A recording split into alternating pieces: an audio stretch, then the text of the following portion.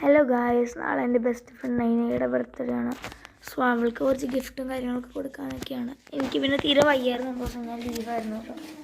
അപ്പോൾ ലീവായ കാരണമാണ് ഇത്ര എഡിറ്റ് ചെയ്യാൻ പറ്റിയത്. ഫസ്റ്റ് ഞാൻ ഗ്ലൂ കൊടുത്തു, എന്നിട്ട് പിന്നെ എൻ്റെ മുകളിൽ ഫസ്റ്റ് അവളുടെ പേരൊക്കെ എഴുതണല്ലോ. ഞാൻ ഹാപ്പി ബർത്ത്ഡേ നൈനിക എന്ന് എഴുതി. ഞാൻ ഇങ്ങനെ എഴുതിയിട്ട് കുറച്ച് കഴിഞ്ഞപ്പോൾ അത് പ്ലെയിൻ ആയിട്ട് എടുക്കണമെന്നപ്പോൾ എനിക്കിഷ്ടമായില്ല. കാരണം ഞാൻ അതിന് മുകളിൽ ഒരു ബോയും പിന്നെ ഒരു പൂവൊക്കെ വരച്ചു കൊടുത്തു കേട്ടോ.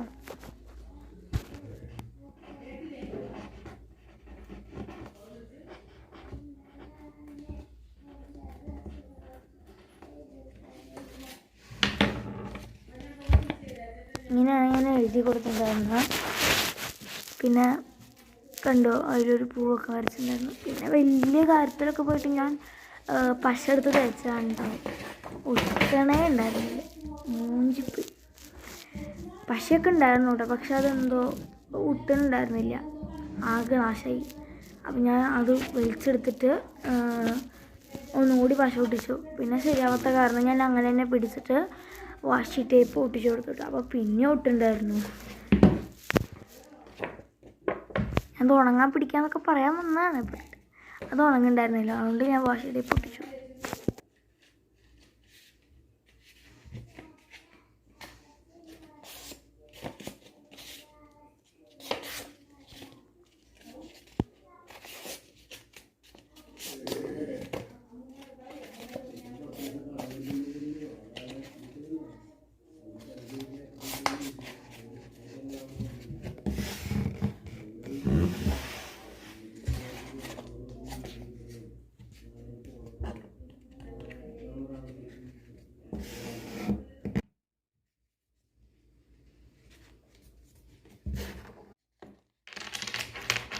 കണ്ടില്ലേ, പിന്നെ ഞാൻ എനിക്ക് ഫസ്റ്റ് മാല കയറ്റി കൊടുത്തു കേട്ടോ.